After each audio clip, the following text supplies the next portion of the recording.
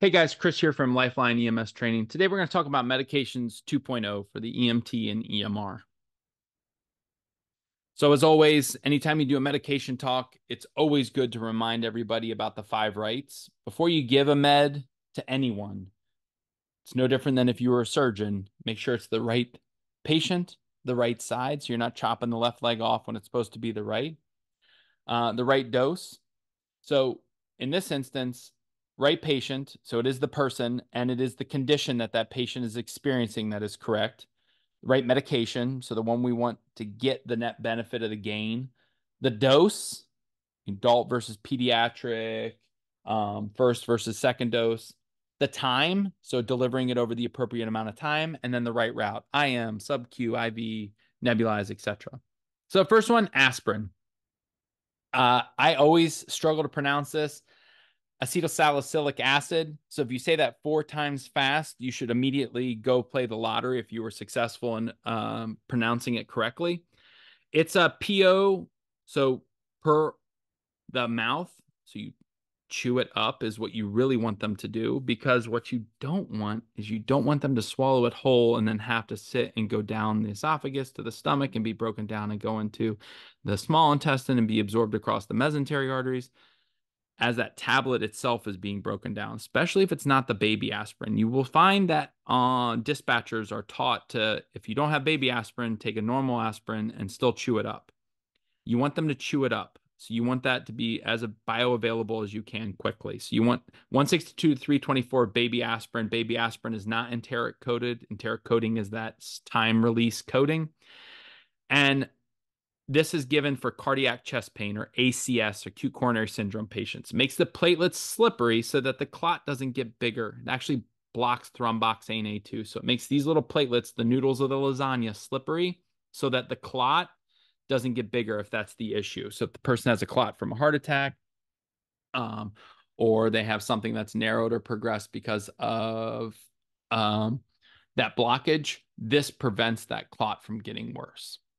So it's an antiplatelet, anti-inflammatory. We give it for acute coronary syndromes, makes them slippery. It's given oral, but remember, chew. And it probably tastes like trash. That's okay. They need to chew it up. It takes about 5 to 30 minutes.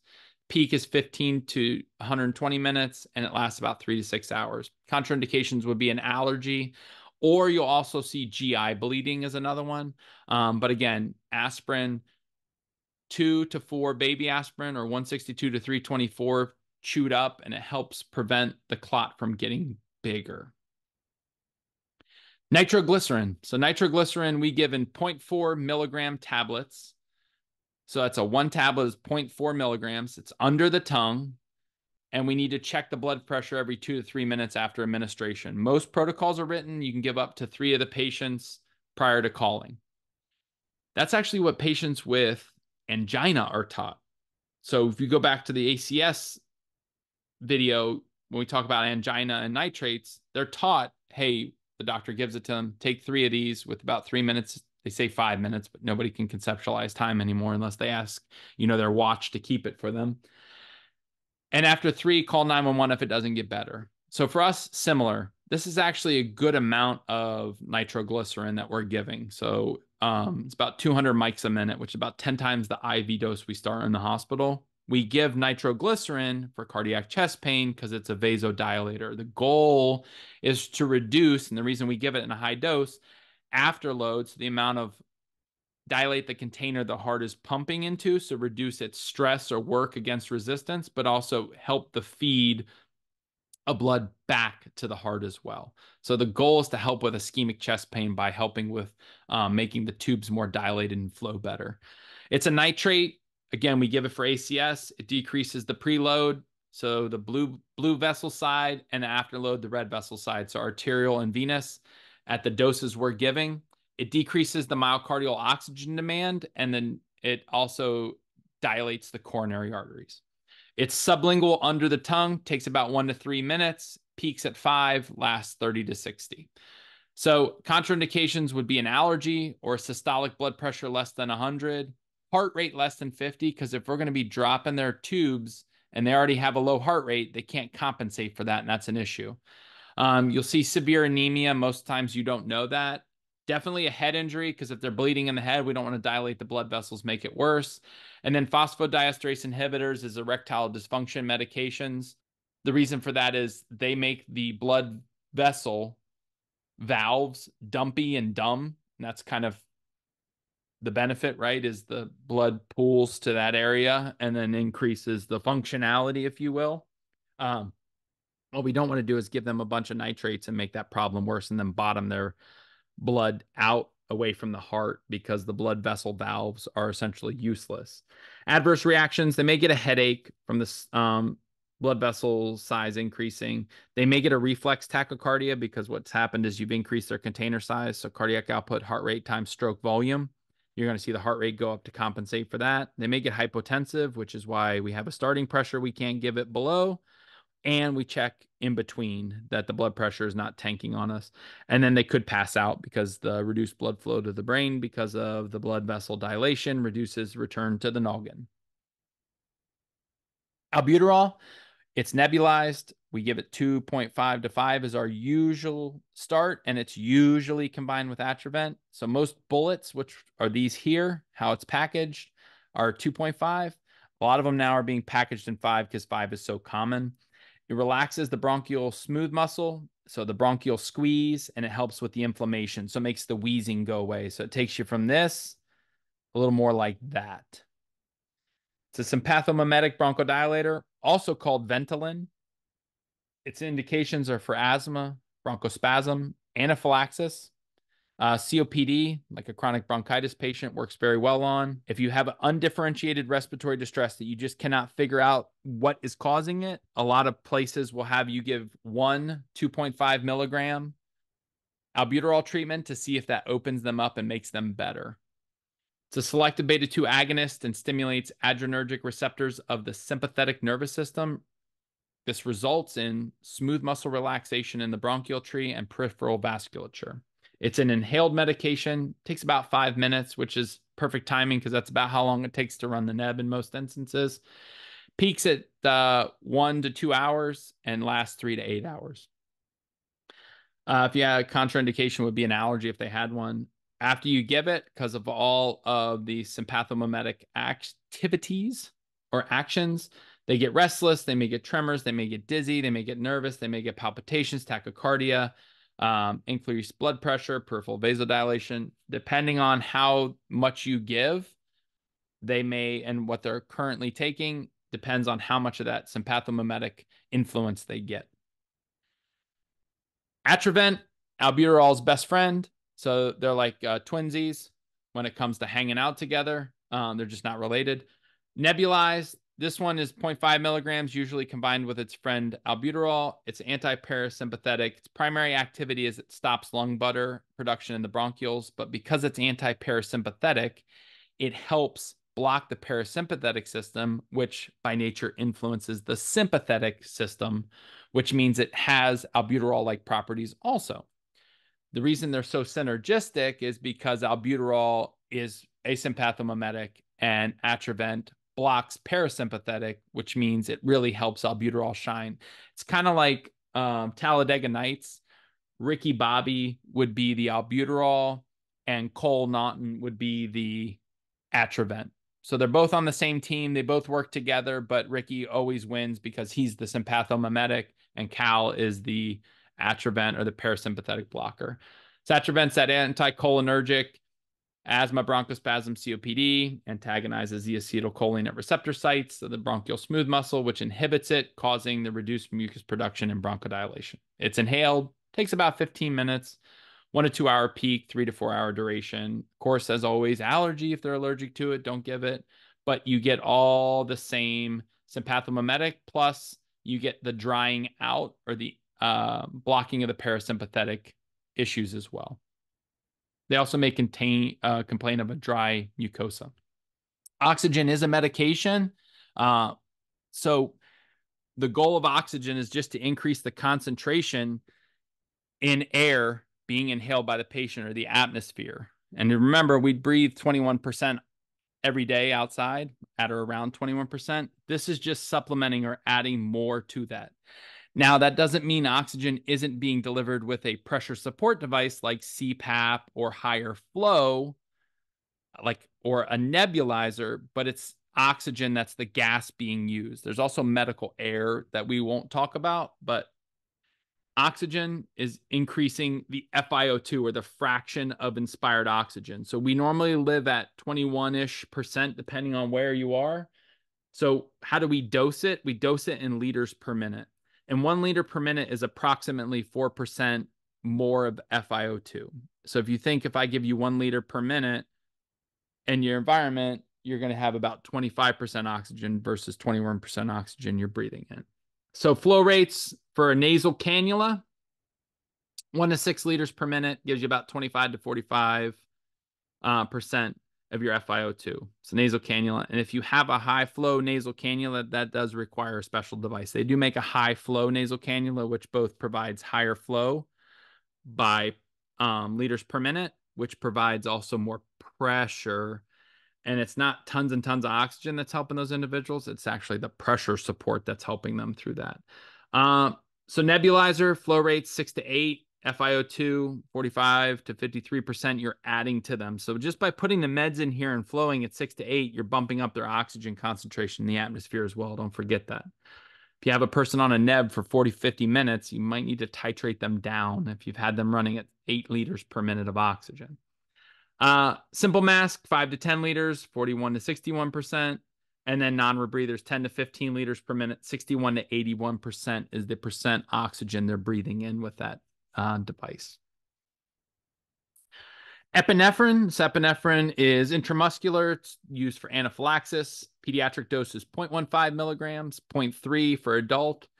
Auto injector. So stab it. Remember, the anterior or the lateral thigh. Big muscle group, best absorption over time. And then you also have the manually drawn, so a graduated or self regulating syringe. This in this case is the EpiRite, so it has the 0.3 and the 0.15, so it has the adult and pediatric doses. Take an IM needle, put it on top, put it in the vial of 1 milligram epinephrine 1 to 1,000. Draw back so this top stopper is to the line you want, adult, ped, and then administer it. Epinephrine is a sympathomimetic, increases the systemic vascular resistance, which means it constricts from the alpha aspect. Beta 1, it's a positive inotrope, makes contractility harder, more forceful, and it's chronotrope, increases heart rate. And then also increases automaticity, which means the cells can generate their own impulse. For beta 2, it's a bronchodilator. It's indicated for allergic reactions and anaphylaxis. It's given IM, takes about 5 to 10 minutes. Most times, especially if you do it in the right spot, like the thigh, it's quicker. Peak at 20, duration at 20 to 30. Contraindications, none. Adverse reactions, anxiety, restlessness. It's a sympathomimetic, same as before. The other name for it, adrenaline. So if somebody's like, hey, I need the adrenaline, or I need the epinephrine, or you travel over to the UK or Australia and you're providing medicine, they're going to use adrenaline. They're not going to say epinephrine. Oral glucose given for hypoglycemia. We use 15-gram tubes. We give it buccally. So we want the capillary beds in their mouth to be the absorption point, and we want them to swish it around so it stays there. We don't want them swallowing it, so it has to go through the GI system. It's a carbohydrate, sugar, provides quickly absorbed glucose to increase their blood levels. So who's indicated? The conscious hypoglycemic patient who can protect the airway, are able to swallow and follow commands. It's given orally, think buccally. Immediate, peak varies depending on the demand, and the duration varies depending on the demand. Contraindications, they may get nausea and vomiting from the spike in the sugar, and adverse reactions are those, the contraindications are nausea and vomiting because you don't want them puking it back up or aspirating. And then the adverse reactions are nausea and vomiting because of the sugar spike. Remember with the contraindication, if they're feeling slightly nauseous, just give them a smaller amount. Because if their blood sugar is low and that's triggering all these issues, getting the blood sugar fixed is how the problem goes away. Glucagon.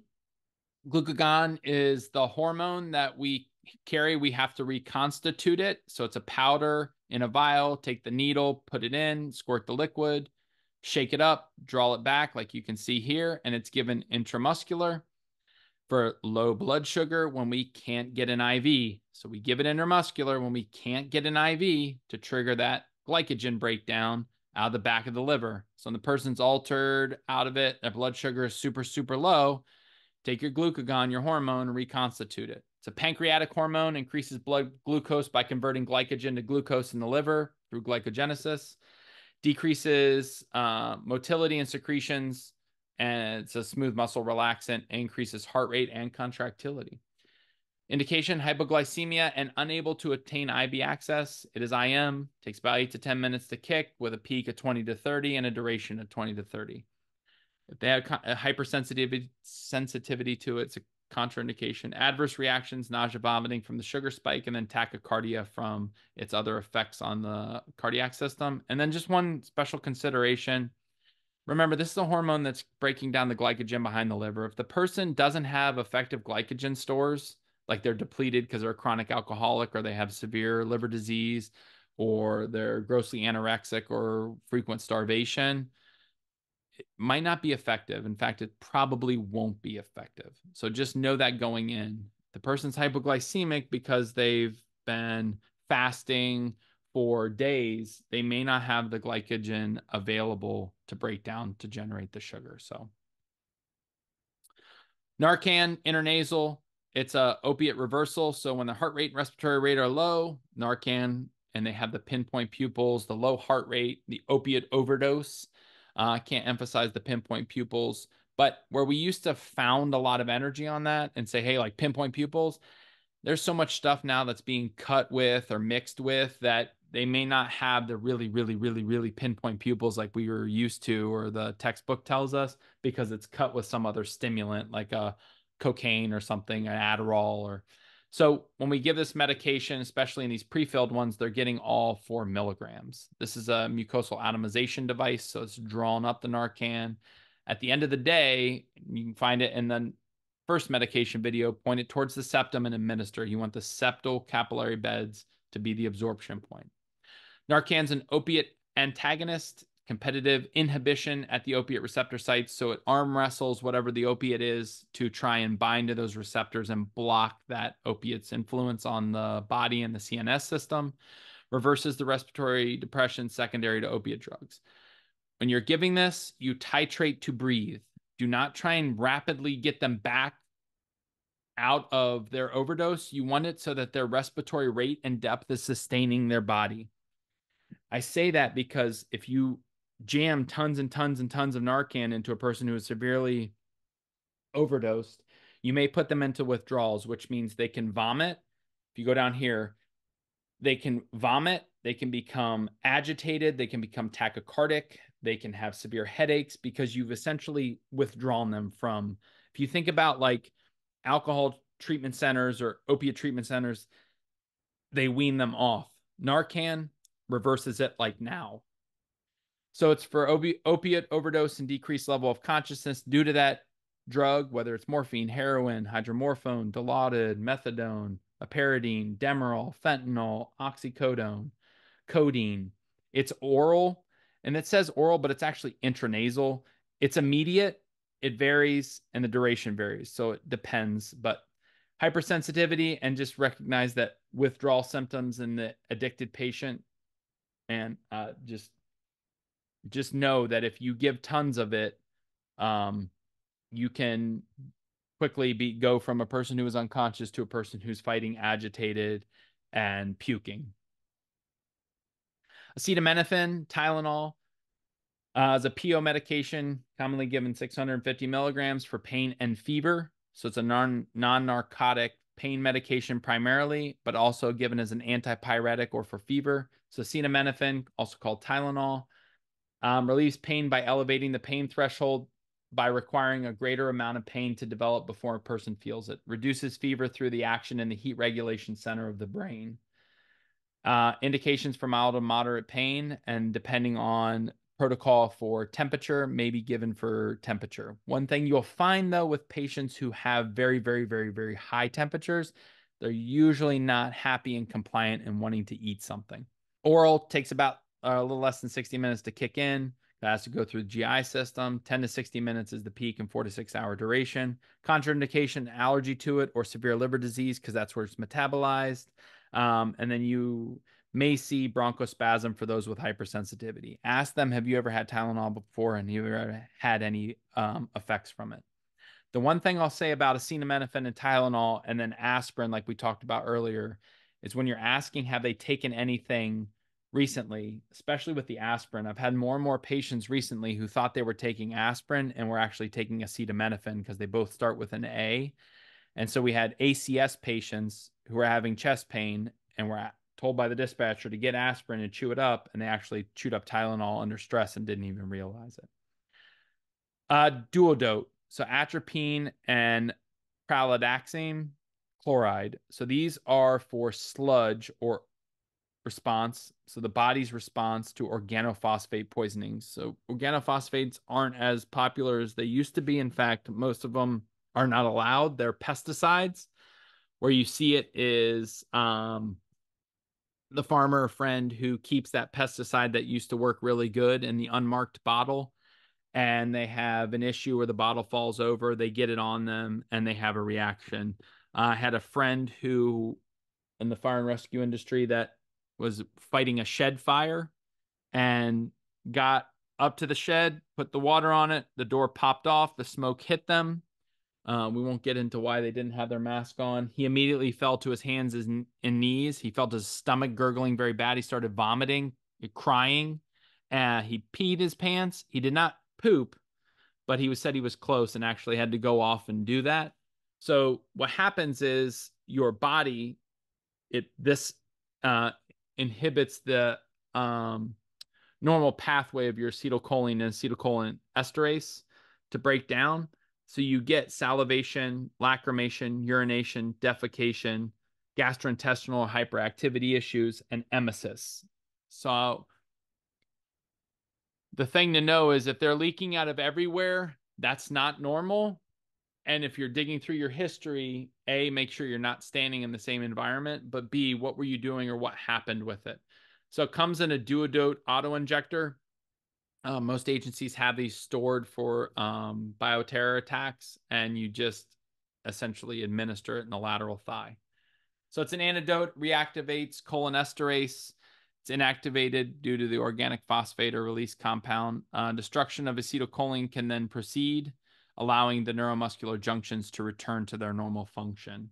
And it also relieves the respiratory paralysis of the diaphragm. Indications are organophosphate or anticholinesterase drug overdose or nerve agent poisoning. It's an IM. It's rapid. Takes about 10 to 20 minutes to peak, and it varies. Adverse effects: dizziness, blurred vision, headache, tachycardia, and muscular weakness. Not the most commonly used, but it is one we do need to talk about and know because we carry it for the day that we probably never expected.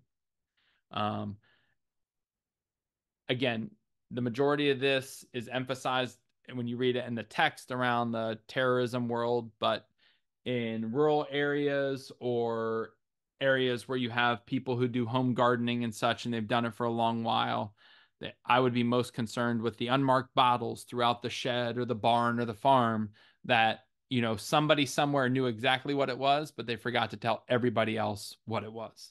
So I hope that helped. As always, if you have any questions, hit us up at info@lifelineemstraining.com, and we hope you have a great day.